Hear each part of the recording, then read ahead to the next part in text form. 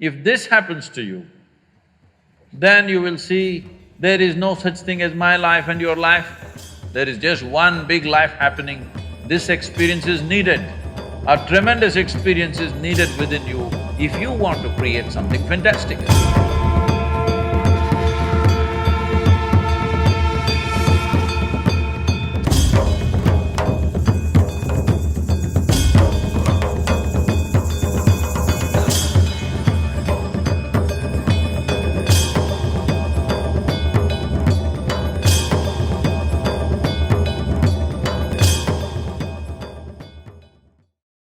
Shiva has explored all the dimensions of life, everything he has explored. In this age, when the energy is at its peak, how can we explore every aspect of the life without being untouched and getting attached to all the compulsive activities? We say, I don't want to drink, but somewhere we are afraid that we will be addicted to it. My question is, how can we explore every aspect of life without being untouched? See, nobody says, I want to drink. Some people drink, some people don't. Some people who drink may drink for the pleasure of it. Some people who drink may drink because they want to drown something within themselves. Some people drink because everybody is drinking, it's an evolutionary it's an evolutionary issue, you know. When we were monkeys, if one did this, everybody did this. And some people don't drink because they think it's morally wrong. Some people don't drink because they're afraid their parents and society, what they will say. Some people don't drink because they found something better within themselves. They found something far better than a drink, so it never arose in their mind that they have to drink because they're doing wonderfully by themselves. They don't need any chemical help from outside. So these are different ways. If you want to explore life, because you can only explore life, you cannot explore art, you cannot explore spirituality, you cannot explore something. You can only explore life, yes? Well, you may look at it from a certain perspective. Somebody may look at it in an artistic way, in an aesthetic way, in a musical way, in a spiritual way, but essentially we're exploring life. Even if you are looking at inanimate things, you're only exploring life because nothing happens outside of you. Everything that happens only within you, isn't it? Do you see me right now, even if you're not hearing? Even if you're not listening, are you able to see me? Can you use your one hand and point out where I am? You got it wrong. This light is falling upon me, reflecting, going through your lenses, inverted image in the retina, you know the whole thing. You know the whole story, right? Where do you see me now? Within yourself. Where do you hear me right now? Within yourself. Where have you seen the whole world? Within yourself. Anything that ever happened to you, joy or misery, light or darkness, pain or pleasure, happened only within you, isn't it so? Did you ever experience anything outside of you? Did you? So the only thing that you're experiencing is life. You may think this is color, you may think this is sound, you may think this is something else. No.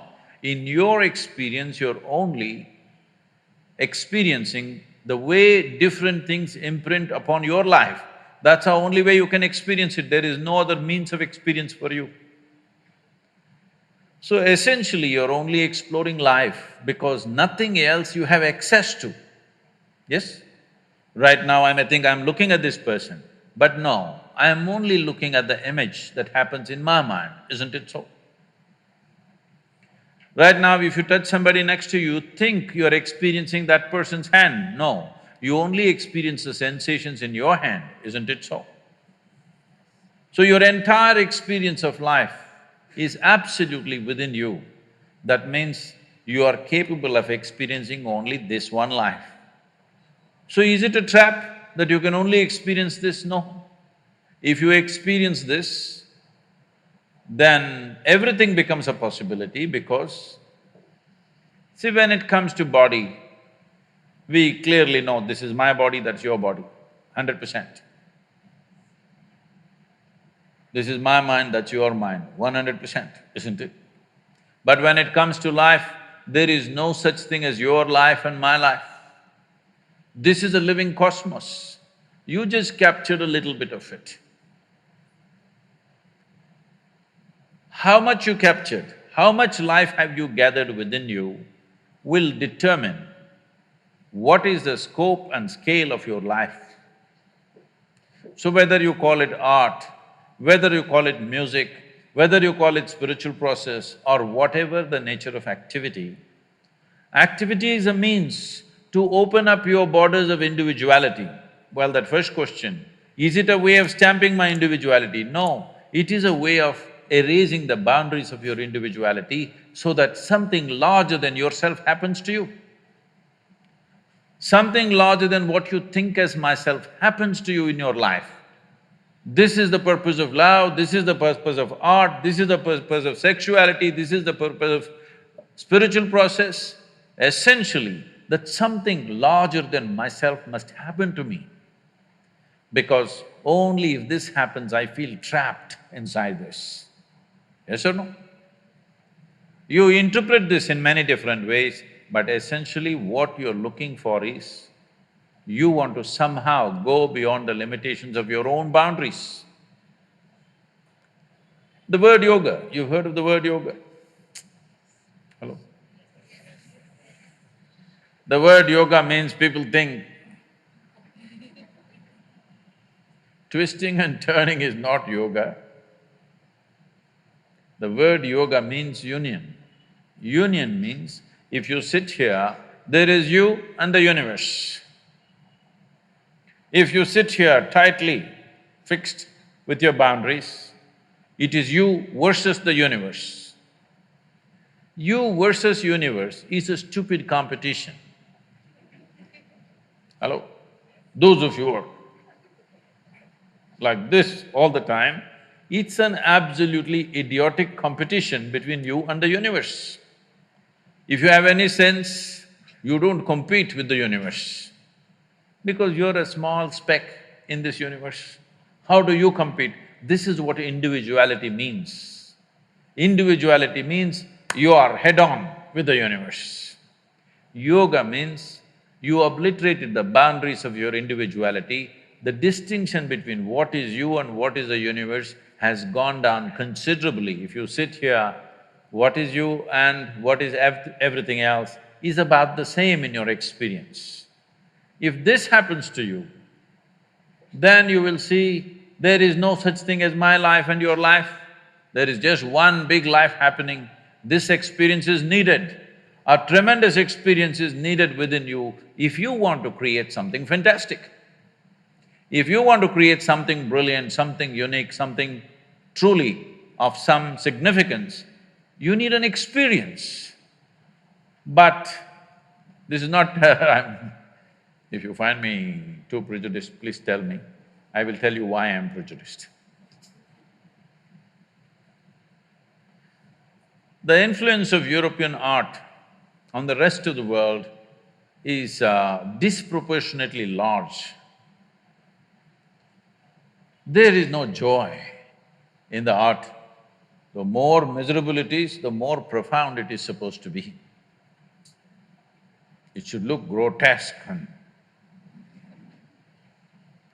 Because this became a European trait that in their own thought, they thought their thought is so supreme, they went to the point of saying, I think so, I exist. I want to ask you a simple question. Is it because you think you exist or because you exist you may think? Which way is it, please? Huh? Because you exist, you may think. Because most people are in such a state of mental diarrhea, they think thought is a continuous process.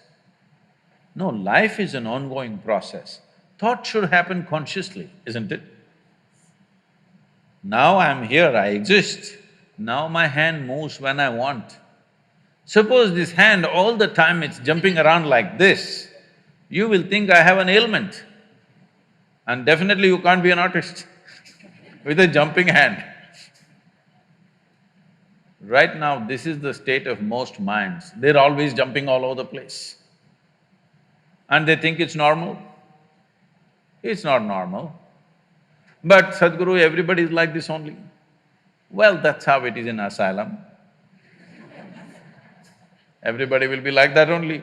Only the doctor will be crazy. Rest will be like that only, isn't it?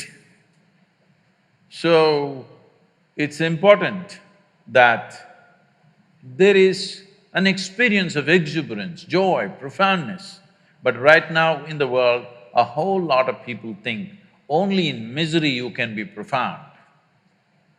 Because it is true that for most people, their pain is the most profound experience of their life. To know profoundness of joy, to know profoundness of love, to know profoundness of exuberance and intensity of life, it takes something more. But if we just stick a pin into you, just a pin, not a sword, just a pin, the pain goes to the core, isn't it? Hello? Just a little pin, 1-inch pin, if I stick it, so deep. So pain becomes profound much more easily. So a lot of people think pain is the source of profoundness. This has to change. Indian art and the rest of the world must get liberated from the European art forms because it comes from deep states of misery, very deep states of misery. Suffering has been celebrated.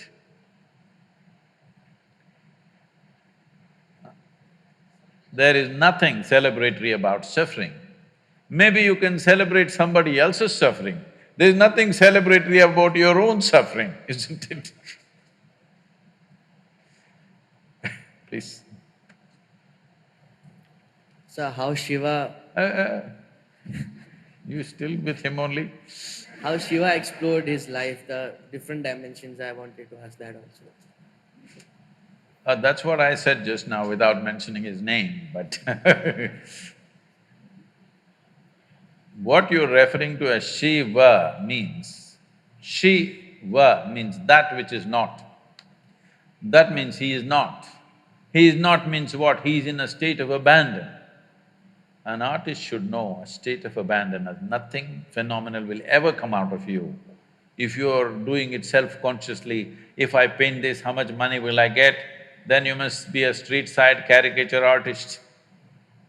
If you want to produce something fantastic, what you consider as myself should go, at least for moments. If not continuously, at least for moments it must go. Shiva means that's what it means. He's not. He's simply not. He's in a state of exuberance. When he's still, he's not. Otherwise, when he gets into movement, he gets into the most intense dance form, so then also he is not. He doesn't know the in-between. He's on this peak or on this peak. He doesn't rest in between. So, that's why exuberance and abandon is more important than control.